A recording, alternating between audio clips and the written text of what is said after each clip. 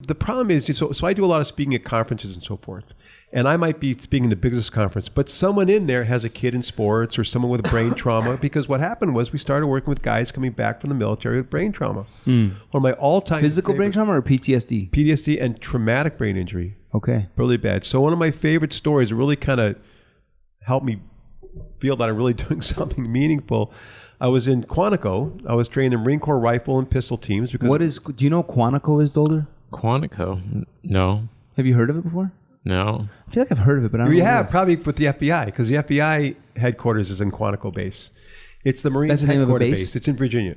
Got it. And so it's their main base. Is also Quantico the name of a city? It's a town. In Virginia. It's a town which is kind of surrounded by the base. Got it. And the FBI has their place there as well. Wow, cool. Okay, so you went there? So but that's where their national... Now, you've seen some shit, John Kennedy. Oh, man, I've been so fortunate. Yeah. Actually, High school in Japan.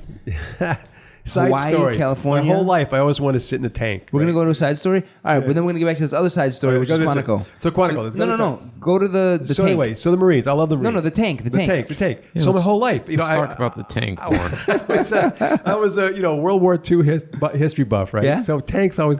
So I'm there, and there's a tank sitting there. And I said, man, I would love to. The guy goes, go ahead, get in there. Yeah. I'm sitting there. I got a picture, sent it to my daughter, sitting in the tank, all the cool stuff. Tell me you fired it up and started driving it around. Didn't fire. I used the night vision, though, which was cool. Oh, yeah? The scope? The scope and the infrared. It's amazing what they can do with infrared now. Damn, so anyway, cool. so back to Quantico, right? So the rifle and pistol Quantico. teams, right, of the Marines, they take marksmanship very seriously. So I'm working with them. The rifle and pistol teams, yeah.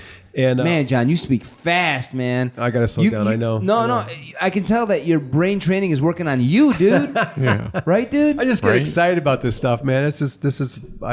You get excited and your shit's firing like no one's like, damn. So I'll slow down. So I'm walking down the hallway. Oh, you can keep talking. I'm going to slow you down, though. Okay. I'm walking down the hallway of the battalion headquarters there, and I see a guy, Tom Leo. I trained him 2 years before. He goes, Mr. Kennedy, I got to tell you my story. Because he went through my training 2 years before. He said they went to Afghanistan. They got blown up. I woke up in the hospital with severe traumatic brain injury. He got blown up in Afghanistan. In Afghanistan. Wow. Severe brain trauma. He said my neuropsych score was only in 37, which is really low. What is a neuropsych score? That's a measurement of your brain processing ability. Okay. And so only 37. And he thought, I'm never getting out of here. I'm going to be in the hospital for the rest of my life. Oh, no. But I had your exercises in my pocket when I got blown up. Get out of here. So they brought them to me. I started doing them every day in the hospital.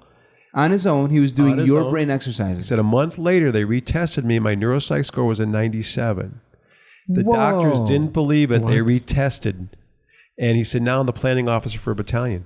I'm a what? The planning officer for a whole battalion. Wow. So his brain's working fine now. Yeah, and so that really obviously meant a lot to me. Yeah, that's very powerful. So since we've been reaching out, we've helped athletes with concussions. We help kids with learning disabilities. Anybody with any type of brain trauma, we're just we don't even know. It's experimental, but the brain is so powerful in its ability to change.